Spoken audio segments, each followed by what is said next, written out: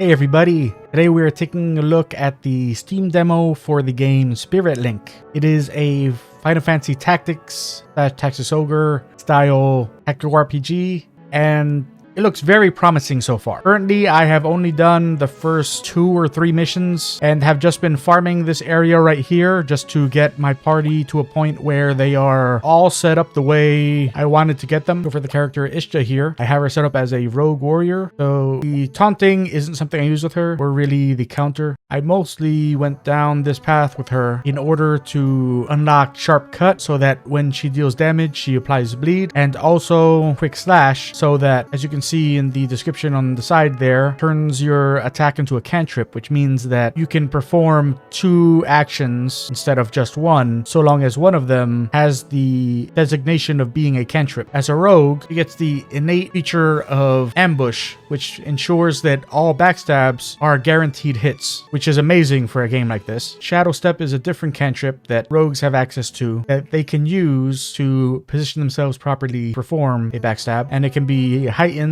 at rank 3 by using Cloak and Dagger. However, the build I have gone for here is to focus on status effects. So I have not picked up Sneak Attack or Cloak and Dagger, and have opted for Poison Tip so that my backstabs inflict poison, and Cutthroat so that my backstabs inflict mute. Along with Sharp Cut here, that means that when I perform a backstab with this character, it will inflict 3 different status ailments. Eventually, once this character gets to the 4th tier, which honestly, at this point, I feel it's completely unnecessary to go that far.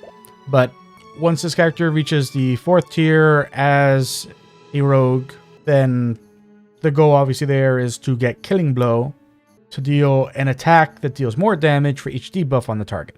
But the reason that I didn't opt to go all the way with rogue before deciding that I've done enough is that I have the character Beau set up as a Hexer.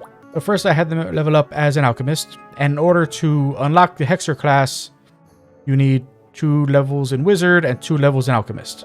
So I had my Beau max out the alchemist tree so they can refill any items that they have for extra utility. Just like chemists in Final Fantasy Tactics, they can increase the range that items can be used, get an extra slot for equipped items, and their items can be used as cantrips. Just to clarify on that point, in the equipment, you actually do need to equip any items you want to use. So if you wanted to have lots of potions, if you wanted this character to be your healer, then you would want all of their slots to be filled with health potions. In this case, I have this character equipped with fire flasks because I want... Oh, no, that was correct.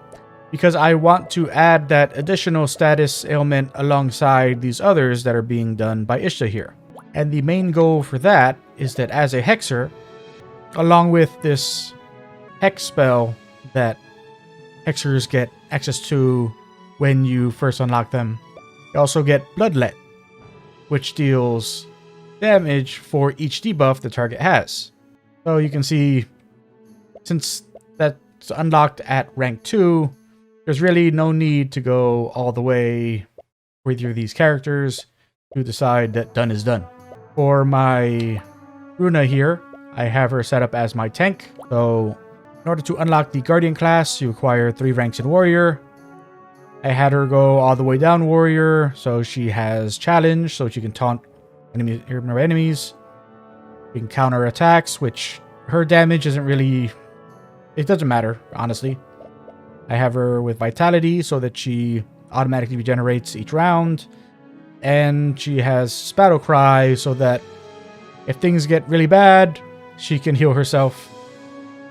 And sure, she gets a damage buff, but like I said, she's not the one dealing damage. Every time her turn comes up, it's meant to make sure that all the enemies are looking at her, not on the rest of our party. And for the Guardian, the innate passive that it gets is that if they have any barrier, then reduce damage taken by 20%. The first skill that this class gets is to give themselves barrier, which would be good if that's the way I wanted to go. But I feel that what makes this really sing is that along with this skill here that makes it that if they have any barrier, they automatically take a hit for anyone who happens to be attacked nearby. And what makes that so great is that challenge is not guaranteed.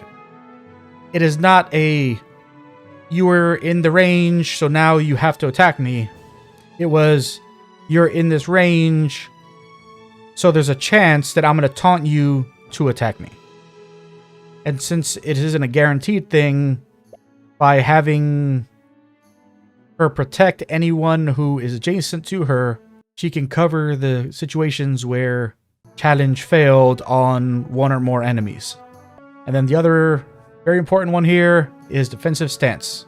Gain a small amount of barrier at the end of your turn, which means that she always has barrier, meaning that she's always reducing damage she's taking, meaning that she's always able to redirect damage to adjacent enemy when challenge fails.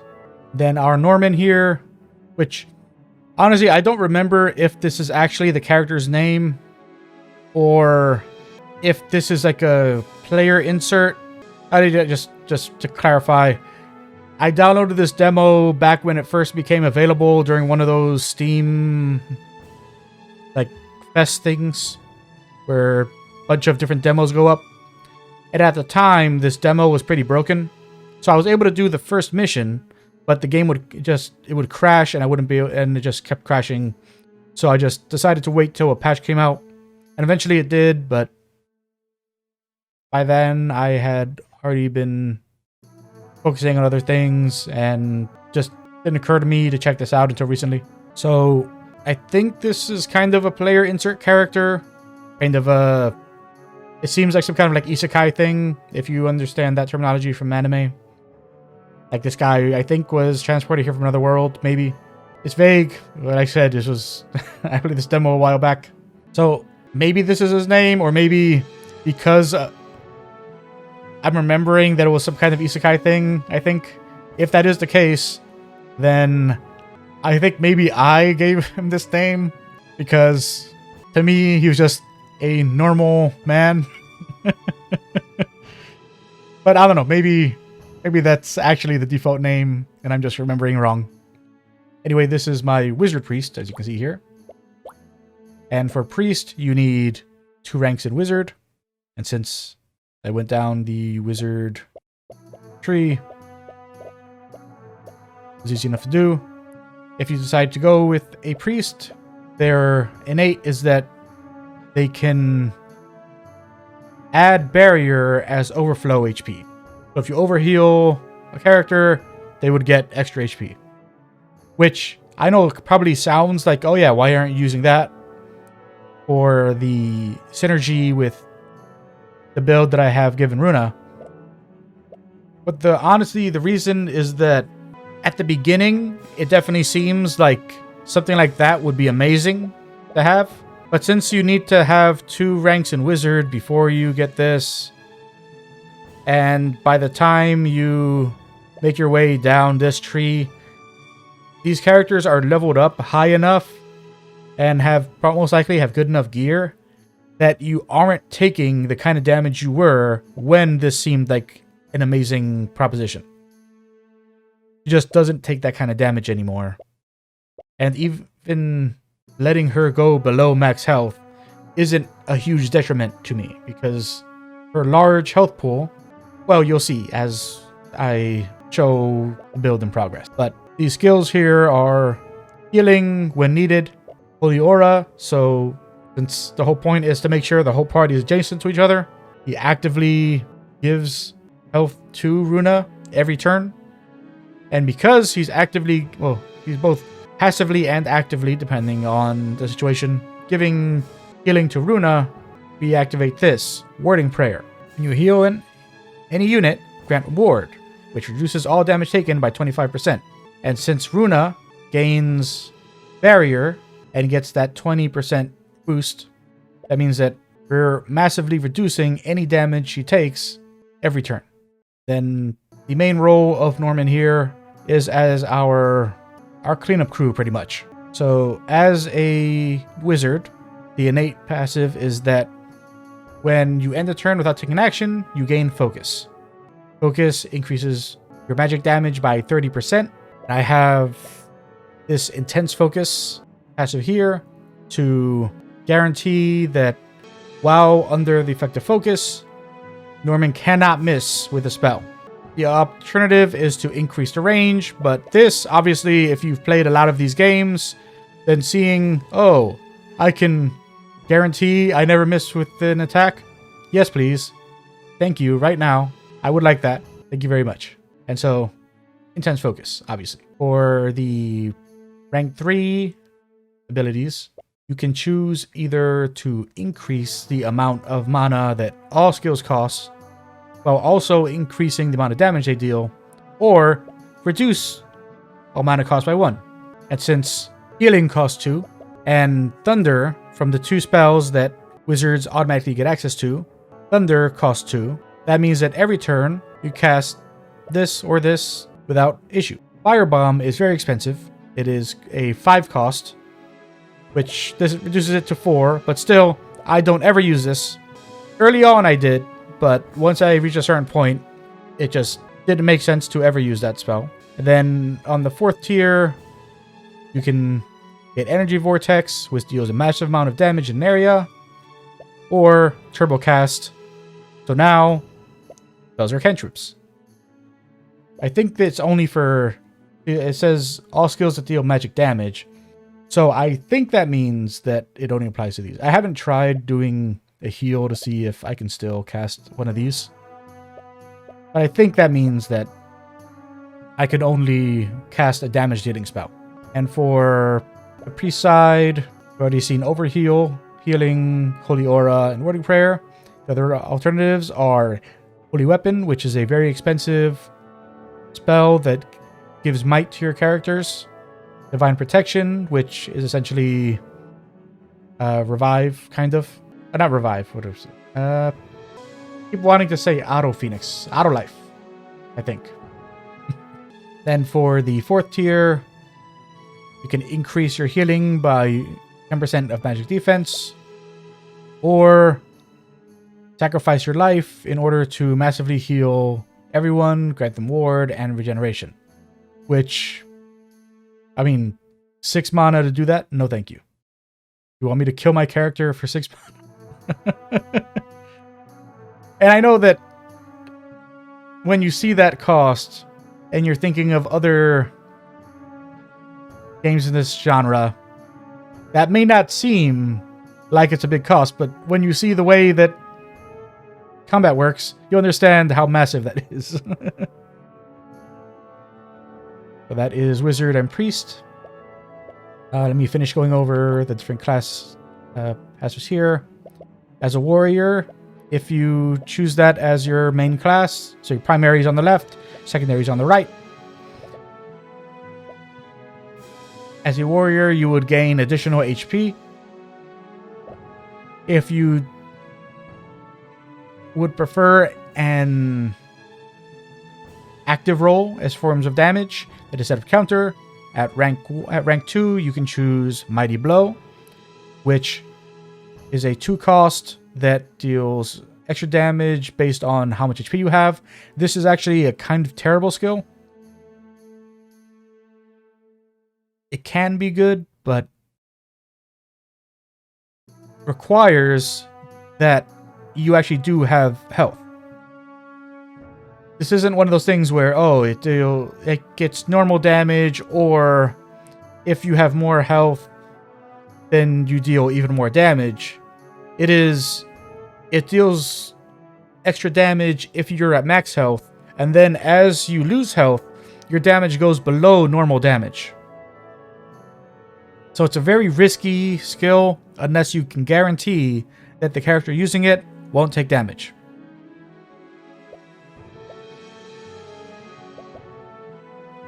Also, as at rank 3, instead of Vitality, you can choose Sharp Cut, which we saw with Isha. Then at the final rank, we saw already that You can pick Battle Cry or Quick Stash. Then for Guardian, if you don't want to focus on passive protection, then you can use Shield Bash to have an active damaging attack based on the amount of barrier you have. So it kind of goes in line with, oh, in the last turn... Actually, no. You wouldn't do it that way. Because that amount of barrier would have to remain until the next... So this is meant to be used alongside a character who... Or...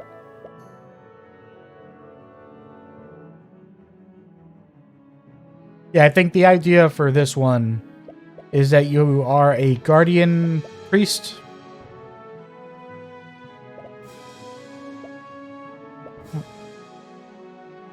Yeah. So you're a Guardian... No, because Priest wouldn't be able to use a good weapon. Why don't? Can a Priest use a shield? I need to science that right now. Yes. A Priest can use a shield. So I see the synergy here being...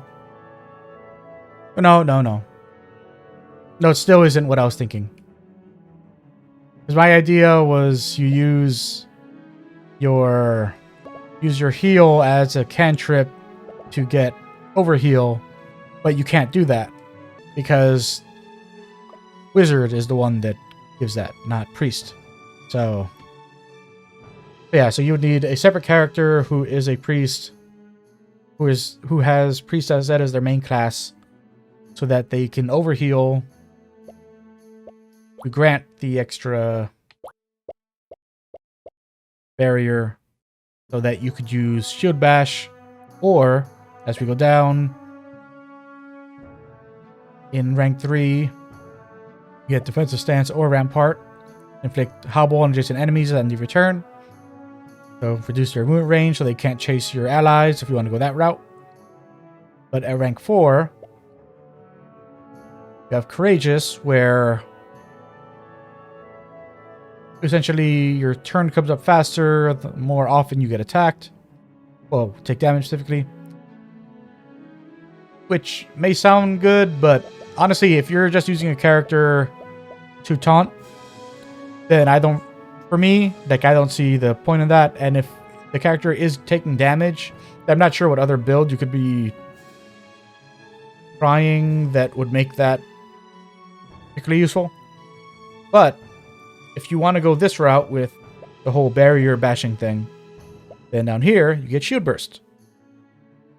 And deal damage to adjacent enemies equal to the amount of barrier you have. So you can do a single for no mana, or a group for 2 mana.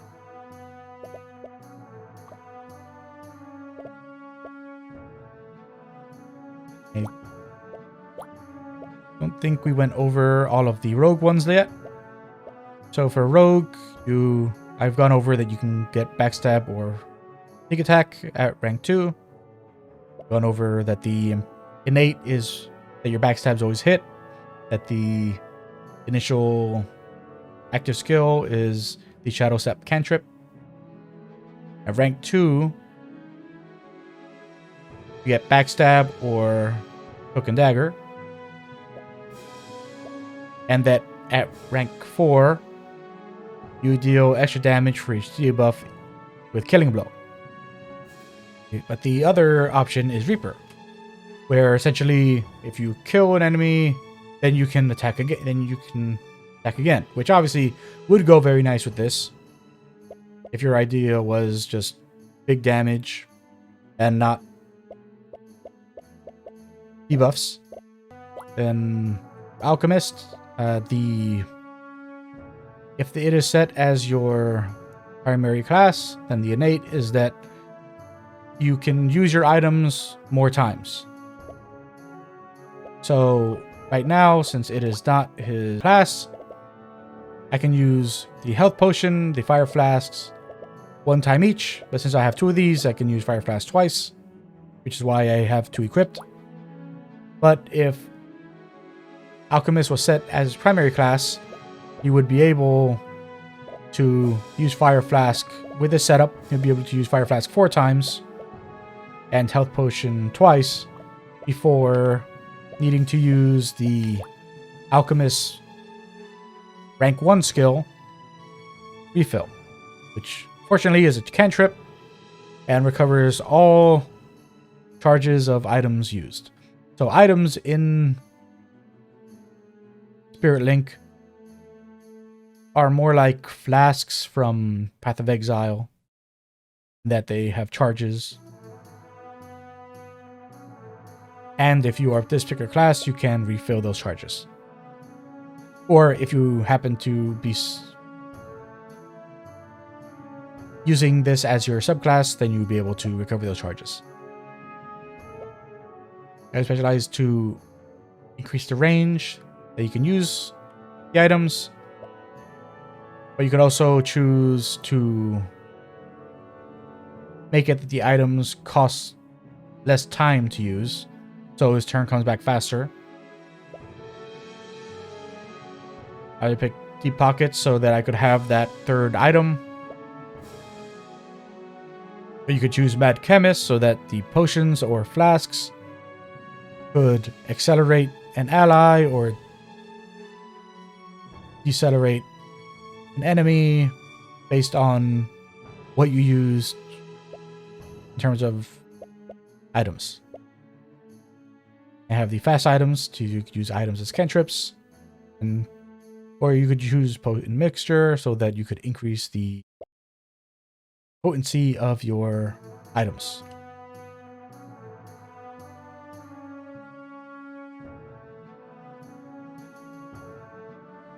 However, at this current stage of the available demo,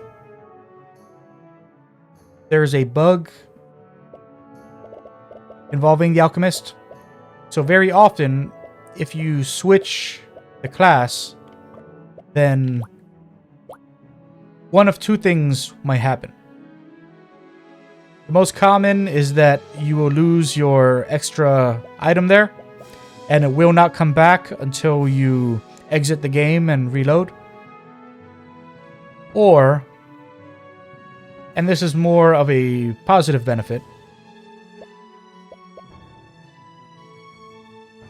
however they have this scripted in regards to the Alchemist features, the game can get confused, and instead of giving you your extra slot here, it will give you an extra charge on all of these. So if you have Alchemist as your primary class and that bug happens, then you'll be able to use these 3 times instead of 2 times. Or if you do not have Alchemist set as your primary class, but have it as your subclass with the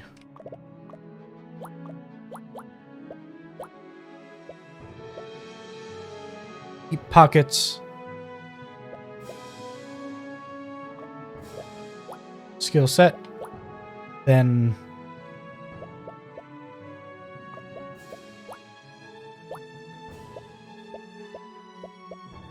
you will get 2 uses instead of 1, even though you do not have the Alchemist innate passive.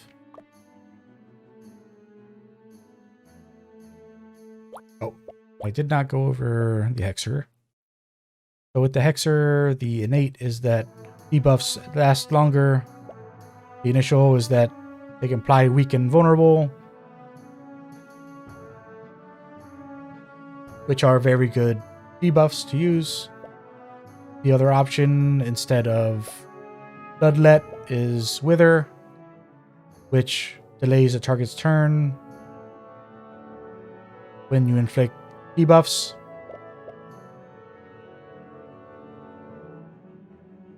At rank 3, you can make it that debuffs you inflict can't be removed. I haven't seen any enemies capable of doing that yet, so I didn't see any value in going for that. You get Calamity, which lets you inflict burn, poison, and bleed in a small area.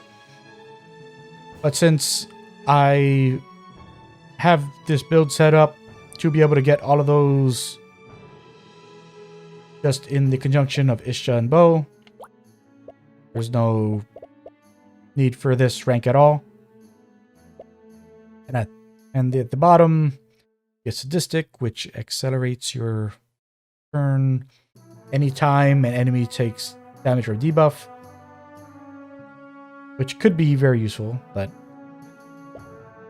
the end is the one that I consider be very interesting, since if they have 4 or more debuffs, you automatically inflict them with Doom. So you have your Ishta going around popping on 3 debuffs to any enemy she attacks, while Beau is popping on that 4th, so from either throwing that fire flask or by using Hex. So that would be an interesting thing to have, but I honestly, at this point, these characters are already incredibly strong, so I didn't see the need for that. The one class that I didn't try out, which I think they probably intend for you to try it out with Ishta, is the Archer. So with the Archer, their innate is that weapon attacks always hit, which obviously that's nice. Rain Down, so a range attack that deals extra damage based on...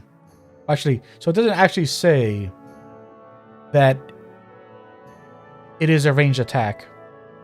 So I assume that you could use Archer as your subclass and still gain the benefit of the elevation boost. So this is more of a feature from if you ever played the Tactics Ogre games.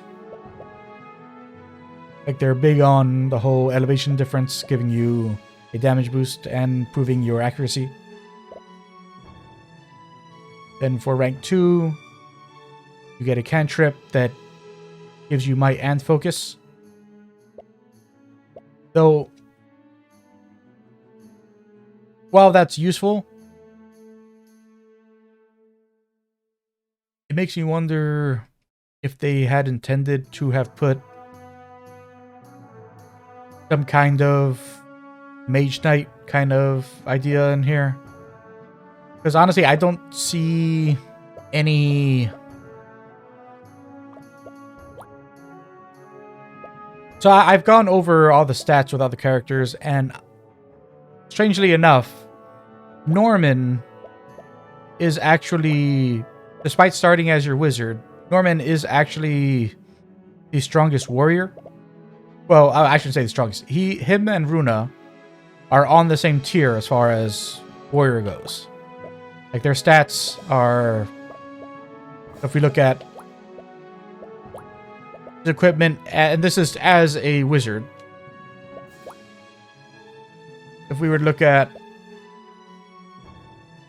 physical attack as a wizard, go up to 80.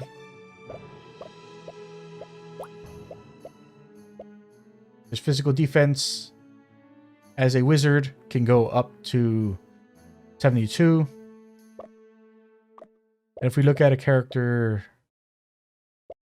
Ishta, so Battle Axe is the highest damage weapon I have access to. Right now she can have 103 physical attack, while having the bracers on. So that's 99 physical attack. And 82 physical defense as a rogue.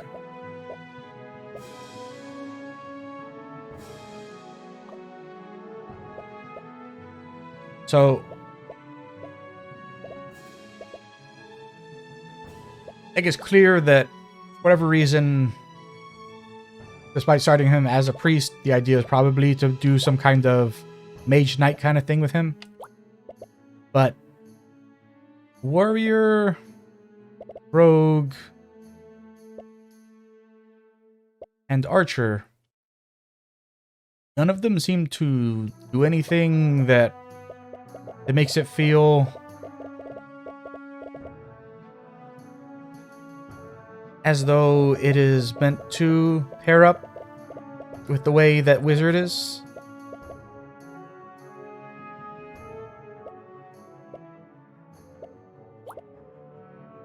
Like, I'm not sure if that's an oversight or there's just a class that they had intended to be in the game that they just didn't have time to get in before the demo came out.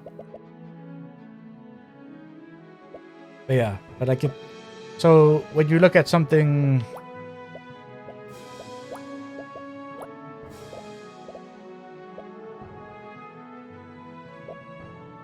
like Archer, like it definitely makes it feel like there should be some magic physical damage synergy, especially with the skill like Take Aim. But there isn't, as you could see from all of the skills that I showed. Looking at Fast Reflex, deal all non-melee attacks from enemies that are lower elevation. Dodge all non-melee attacks from enemies that are lower elevation. So essentially that's the opposite of going down here. So you get to your higher elevation, harder for them to hit you, and it's easier for you to hit them. And then you do more damage. Rise attack. Attacks against targets at lower elevation. Delay the turn's progress. And down. Weapon attacks against targets that are lower elevation very powerful. So that like they going full into the whole Tactics Ogre elevation matters side of things. Sniper, deal extra damage for how far each tile you are away from your target. From above, when dealing damage that would leave your target below 5% of its HP, KO them. And the threshold increases as the elevation difference between you and the target increases. Now, during the demo, I haven't seen large elevation gaps, which is the reason why when I looked through this, I didn't see why anyone would pick that for the demo. Especially not over the busted nonsense that is this debuff build. But if that's something you want to try out, then go ahead. Now, very much like Felseal Arbiter's Mark, you have the option to go to a map tile and just do a random battle. In this case, there is a job mission here. But I'm just going to do a patrol just to show how battle works in this game. Like I said, it's pretty much your standard Final Fantasy Tactics style RPG.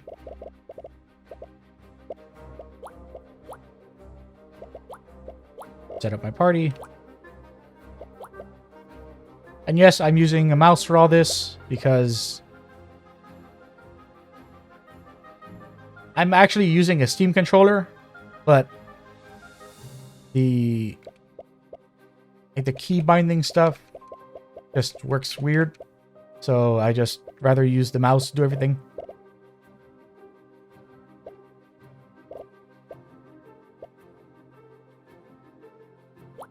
Isha.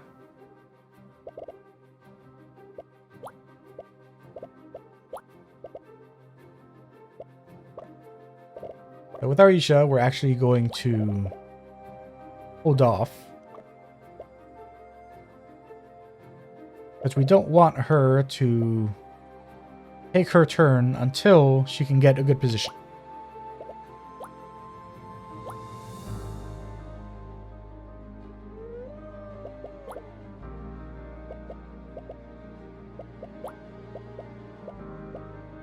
Now we are going to... Oh. You had one job. You had one job.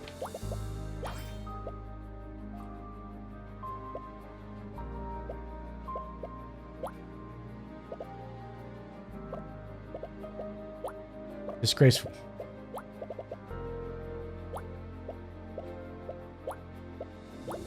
You gonna miss as well?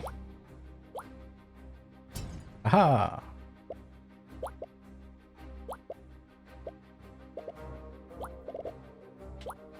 Get in place.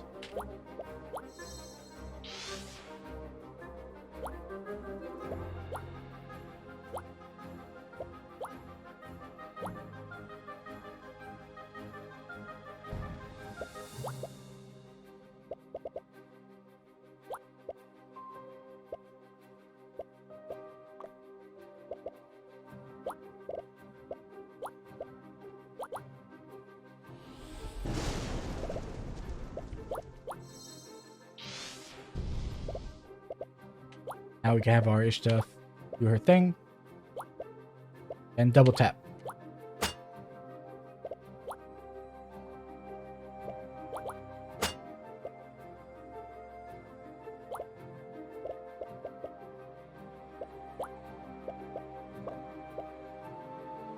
So if we were to use Bloodlet, you do a lot of damage.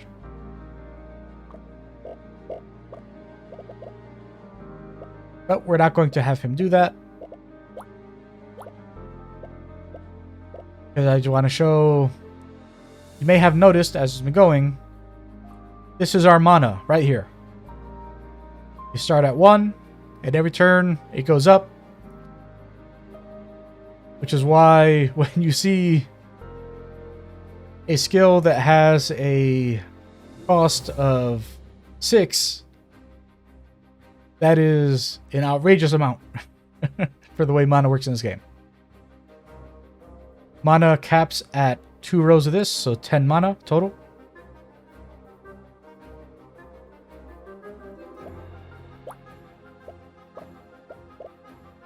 Something I didn't show in the party menu. Actually, can it? Yeah, I can't do that. So, on this character, since the innate skill of the class is that if you end the turn without taking an action, you gain focus, I decided to put this accessory that you get from one of the missions on him, that if you end your turn without taking action, your next turn comes much sooner. Give a nice synergy on that. So since he currently has his focus bonus, just going to use 1 mana to kill the wolf here.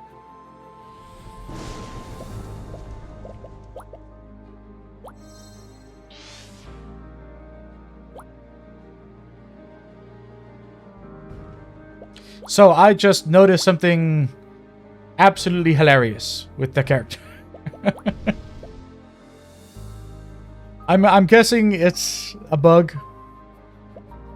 You may have noticed that he's focusing now. Because the feature, the passive feature, did not consider the first action, which is what the game calls a cantrip, because it was a spell, to have been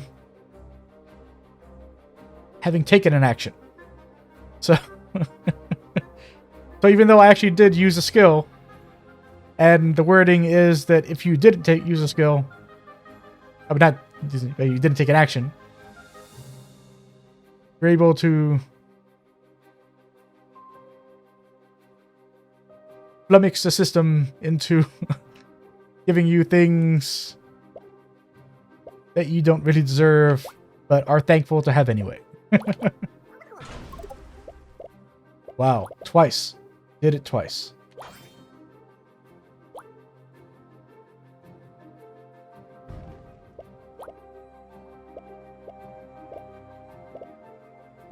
Yeah, so I could actually just have...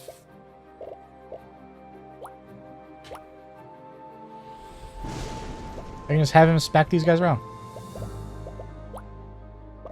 That is rough. That is rough.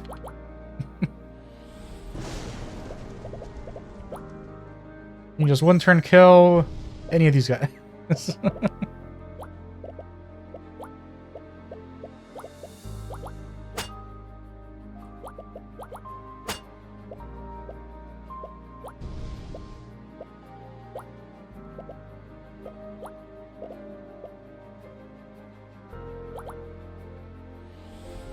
I'm only doing this because I need to show... I need to at least show that that Hexer seal works.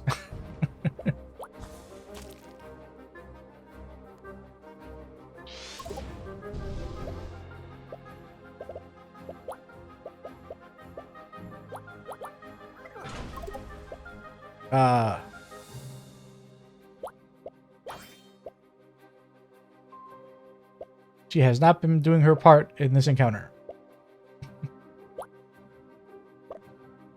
I'm not going to have him do his because, honestly, it's already too broken that he's able to do what the game is letting him do.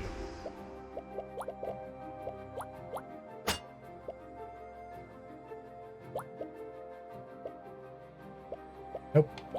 You sit there. You know what you did. So, right now, Hector has go over here.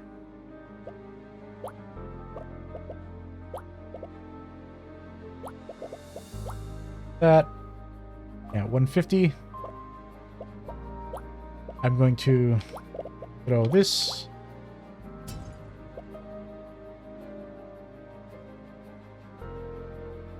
Now, we have 6 debuffs. Hoodlet, 163. That is fantastic.